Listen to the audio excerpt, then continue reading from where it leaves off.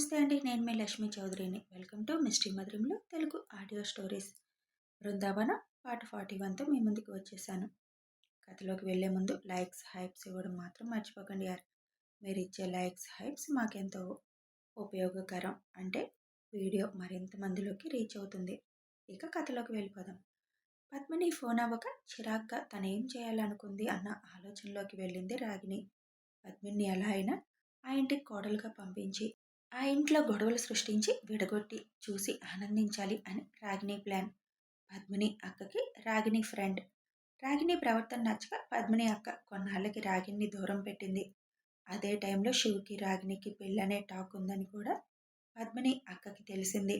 అయితే విశ్వనాథ్ కూతుర్ని శివుకి ఇవ్వాలని రాగిణి ద్వారా శివుతో పరిచయం పెంచుకోమని చెబుతాడు.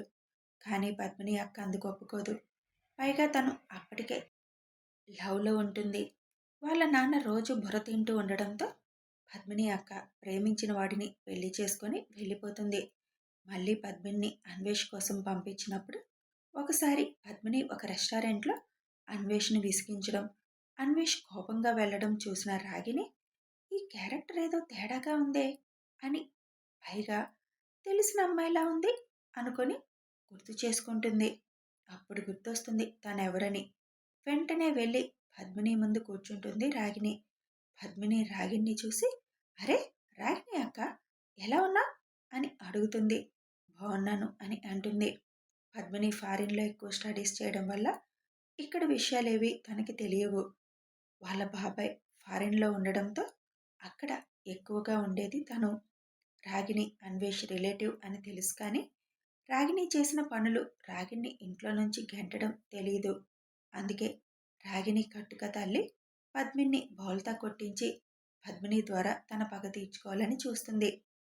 ఐషు శివుని బొట్టలో వేసుకొని తన స్థానాన్ని తీసుకుంది అని, మేనకోడలని చూడకుండా కొడుక్కి ఇష్టమైన అమ్మాయి అని ఐశ్వర్యనిచ్చి చేశారని, తర్వాత నన్నెవరో అనామకుడికి ఇచ్చి పెళ్లి చేసి చేతులు దులుపుకున్నారు. అది నచ్చక ప్రశ్నించిన మా అమ్మని ఆశ్రమానికి పంపారు అని చెబుతుంది. అసలు నిజాలు తెలియని పద్మిని నిజమే అని అనుకుంటుంది. నీకు అన్వేష్కి ఎలా అయినా పెళ్లి జరిగేలా చూస్తాను అని అంటుంది రాగిణి. పద్మిని ఆ మాట వినగానే నిజమా అని అడుగుతుంది. ఏంటి, అన్వేష్ అంటే అంత ఇష్టమా అని అడుగుతుంది రాగిణి. అప్పటికి పద్మిని ఇంకా అన్వేష్ని ఇష్టపడలేదు. అందుకే అంత లేదు, ఆ కుటుంబాన్ని విడదీయాలంటే ఇతన్ని లైన్లో పెట్టాలి అని అంతే అంటుంది. ఓకే, నువ్వు ఆ ప్రయత్నంలో ఉండు, నేను హెల్ప్ చేస్తాను అంటుంది రాగిణి. రాగిణి ఆ ఇంటితో లింక్ ఉన్న అమ్మాయి కాబట్టి పద్మిని ఓకే అంటుంది. అప్పటి నుంచి చచ్చు సలహాలు ఇస్తూ అన్వేష్ని ఎలా లైన్లో పెట్టాలి అని చెబుతూ ఉండేది రాగిణి. ఇదంతా కూడా ఒక కొత్త సిమ్ తీసుకొని దాని నుంచి కాంటాక్ట్ చేసేది. పద్మిని ఓన్లీ ఫోన్ ద్వారా కాంటాక్ట్ అవ్వడమే చేసేది రాగిణి. ఎందుకంటే డైరెక్ట్గా కలిస్తే ఎవరైనా చూసే అవకాశం ఉంది అన్న ఉద్దేశంతో. ఇన్నేళ్ళయింది కాబట్టి షో ఇంకా తన వెనక మనుషుల్ని పెట్టలేదు అనుకుంది రాగిణి. ఒకవేళ పెట్టినా తెలియకూడదు అనే పద్మిని ఆ రోజు రెస్టారెంట్లో కలవడమే తప్ప ఇంకెక్కడ కలవలేదు రాగిణి. అసలు పద్మిని ఐషుని కలవడానికి వెళ్ళడం రాగిణికి ఇష్టం లేదు. ఐషు ఎలా అయినా నిజాలు చెప్పిస్తుంది అని తెలుసు తనకి. వద్దు అని చెప్పింది, అయినా వినలేదు పద్మిని. మొత్తం ప్లాన్ అంతా పాడు చేశావు అని కోప్పడింది రాగిణి తన మీద. పద్మినికి ఏమన్నా పొగరు తక్కువ ఉందా? రాగిణి అవసరం లేదన్నట్లు బిహేవ్ చేసింది. ఇద్దరూ మాట్లాడుకోలేదు ఒక 4 రోజుల పాటు. కానీ మళ్ళీ ఎప్పుడైతే అన్వేష్ అమృత ఫోటో చూసిందో అప్పుడు రాగిణికి ఫోన్ చేసింది. అన్వేష్ ఎవరో అమ్మాయితో తిరుగుతున్నాడు, నీకు తెలుసా అని అడుగుతుంది పద్మిని. రాగిణికి తెలియకపోయినా పద్మిని మీద కోపంతో తానే అన్వేష్కి కాబోయే భార్య అని చెబుతుంది. కానీ అదే నిజమని తర్వాత రోజే తెలుస్తుంది ఇద్దరికి.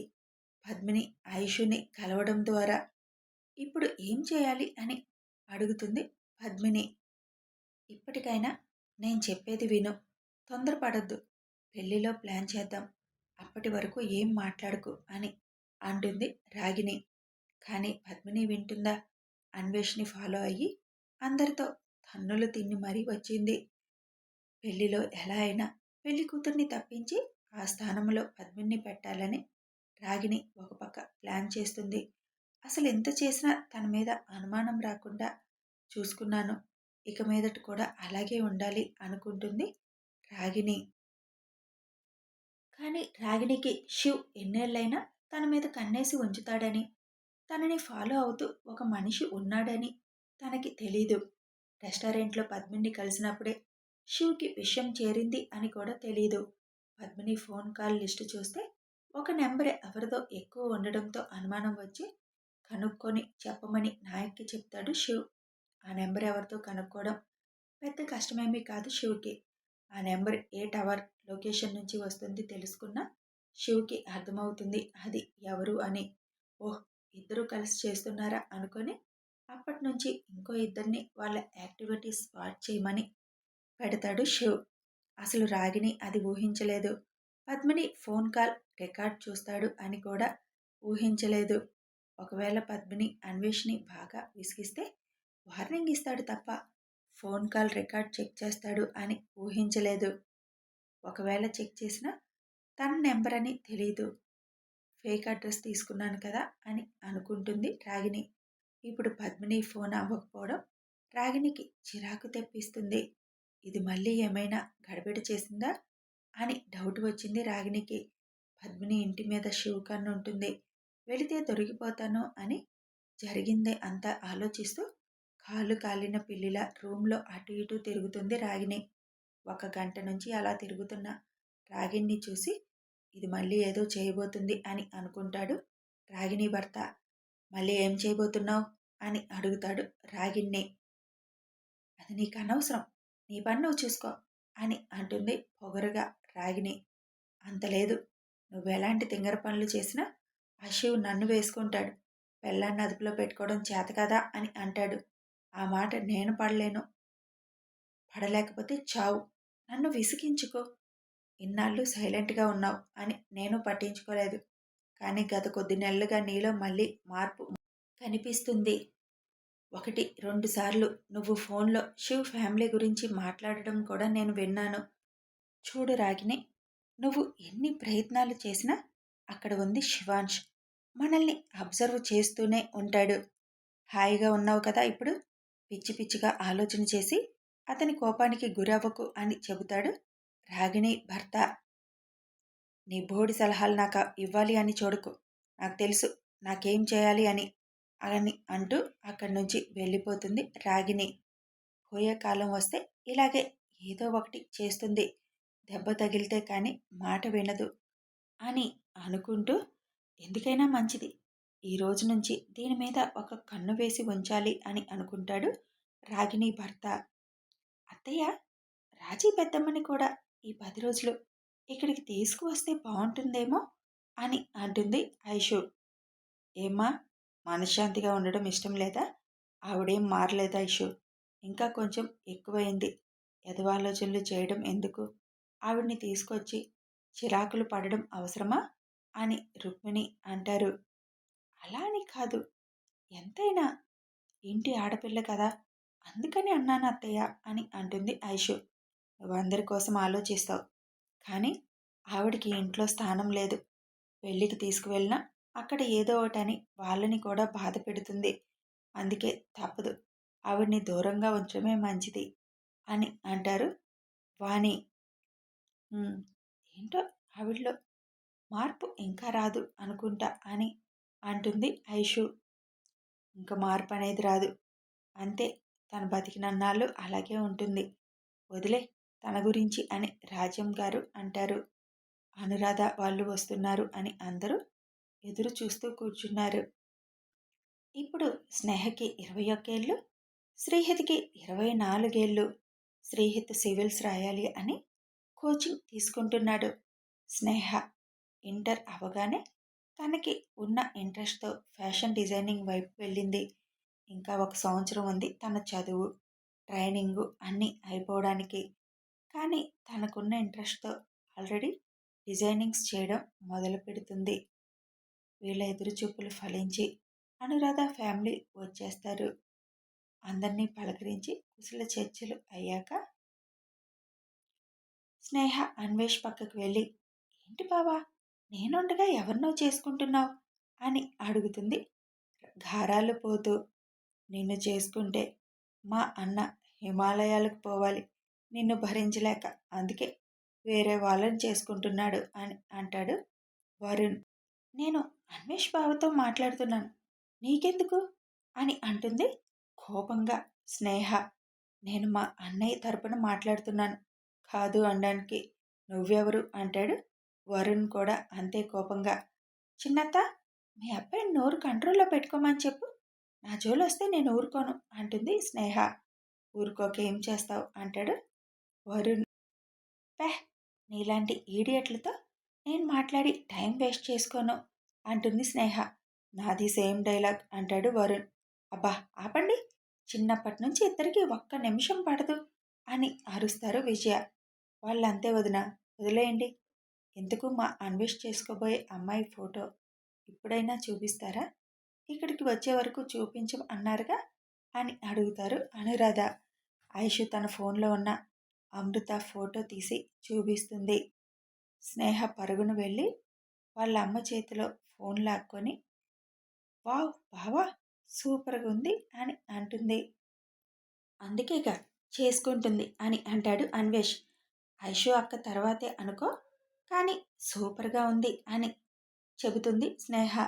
అవును, మా బంగారాలేరి అని అడుగుతారు అనురాధ. స్కూల్కి వెళ్ళారు అని చెబుతారు. ఇవాల్టి కొంచొచ్చు కదా అక్క, ఎందుకు పంపించావు అడుగుతుంది స్నేహ. ఇంకో గంటలో వస్తారు, ఎలాగూ రేపటి నుంచి వెళ్ళరు, ఇంకిల్లు కిష్కింద కాండనే అని అంటుంది ఐషు. ఇంతకీ మా లయన్ ఎక్కడా, అందరూ ఉన్నారు అని అడుగుతుంది స్నేహ. అప్పుడే శివ్ మెట్ల మీద నుంచి దిగి వస్తుంటే చూసి, మా లయన్ బావ స్టిల్ 25 కుర్రోళ్ళలాగే ఉన్నాడు, ఇద్దరు పిల్లల తండ్రి అంటే ఎవ్వరూ నమ్మరు అంటూ, కొంతమంది ఉన్నారు 25 అంకుల్లా ఉంటారు అని అంటుంది వరుణ్ణి చూస్తూ స్నేహ. మరే కొంతమంది కళ్ళకి 20 సైట్ వస్తుంది, అందుకే సరిగ్గా చూడలేరు, అందరూ అంకుల్లా కనిపిస్తారు వాళ్ళ కళ్ళకి అంటాడు వరుణ్ కోపంగా. శివ్ కిందకి వచ్చి వాళ్ళ అత్తయ్యని పలకరించి, మామయ్యని కూడా ఇప్పుడే తీసుకురావాల్సింది కదా అని అడుగుతాడు. ఎంగేజ్మెంట్ టైంకి వస్తారు, ఇంకా పెళ్లి వరకు ఉంటారులే అని అంటారు అనురాధ నవ్వుతూ. ఏంటి హిత్, ఎంతవరకు వచ్చింది నీ కోచింగ్ అని అడుగుతాడు శివ్. బాగానే అవుతుంది బావా, ఫస్ట్ అటెంప్ట్లో క్రాక్ చేస్తావా, దానికోసమే ట్రై చేస్తున్నాను బావా, ఫోకస్ పెట్టి కొడతావు. అలాగే బావా. కన్నా, నువ్వు అడగడం తను చెప్పడం, ఇక్కడ కూడా ఆ చదువుల గోల వదిలే అని అంటుంది ఐషు. ఏంటి స్నేహ, ఇప్పటి వరకు ఆల్ ఇండియా రేడియోలాగా నాన్ స్టాప్గా మాట్లాడావు, ఇప్పుడు మ్యూట్ అయిపోయావు అని అడుగుతారు వాణి గారు.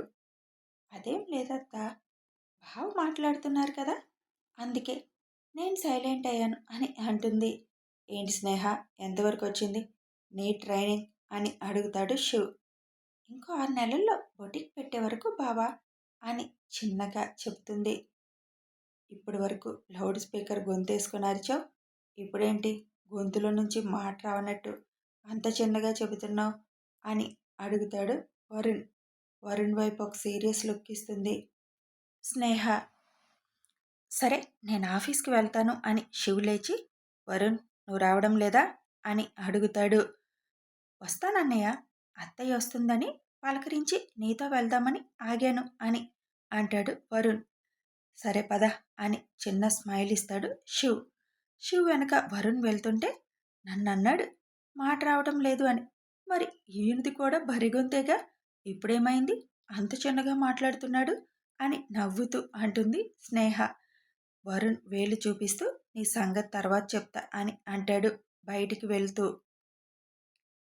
పోవోయ్ అని చేతితో కళ్ళతో అంటుంది స్నేహ. ఏయ్, నా కొడుకుది బరిగొంత అని స్నేహ చెవి పట్టుకుంటారు రుక్మిణి గారు. అబ్బా నొప్పి, వదిలేత్తా అని అంటుంది స్నేహ. అప్పుడే అమృత ఫోన్ నుండి నేహ కాల్ చేస్తుంది ఐషుకి. కథ కొనసాగుతుంది. మరి నేహ ఎందుకు అమృత ఫోన్ నుండి ఐషుకి కాల్ చేసింది తెలియాలి అంటే రేపటి వరకు వేచి ఉండాల్సిందే. వీడియో నచ్చితే లైక్ చేయండి యార్. అలాగే మీకు నచ్చిన వాళ్ళకి షేర్ చేయండి. కామెంట్స్ రూపంలో మీ అభిప్రాయాలు తెలపండి. నోటిఫికేషన్స్ రావాలంటే ఛానల్ని సబ్స్క్రైబ్ చేసుకొని బెల్ ఐకాన్ ప్రెస్ చేయండి. Thanks for watching and listening.